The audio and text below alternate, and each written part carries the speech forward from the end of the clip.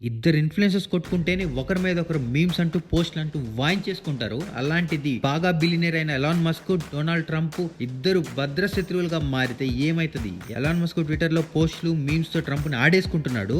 నువ్వేంటో, ఎలాంటి మనిషివో, నువ్వేం చేశావో ప్రపంచం ముందు పెడతా అని ట్వీట్లు వర్షం కురిపిస్తున్నాడు. Time to drop the really big bomb. Donald Trump is in the Epstein files that this is the real reason they have not been made public. Have a nice day DJT. ఈ tweet పెట్టి దీని కింద మళ్ళీ ఈ పోస్ట్‌ని మీరు mark చేసి గుర్తుపెట్టుకోండి, నిజాలు బయటకు వస్తాయి అని మళ్ళీ ఇంకో ట్వీట్ పెట్టాడు. పోస్ట్‌లో మ్యూజిక్ ఇంకా కంటిన్యూ అయితానే ఉంది. అంతా ఎందుకు మొదలైంది అంటే వన్ బిగ్ బ్యూటిఫుల్ యాక్ట్ అంటూ ట్రంప్ గారు ఒక బిల్ని పాస్ చేశారు. ఈ బిల్లో చాలా చేంజెసే ఉన్నాయి. ట్యాక్స్ కటింగ్స్ కానీ అన్ని చాలానే కలిపి ఈ బిల్ డిజైన్ చేసి వదిలారు. ఒక మాటలో ఈ బిల్ ఏంటి అని చెప్పాలంటే డబ్బున్నోడు జోబీ కొట్టాలి, పేదవాడు జోబీ నింపాలి. ఇప్పుడు అమెరికాలో major market sales Tesla cars.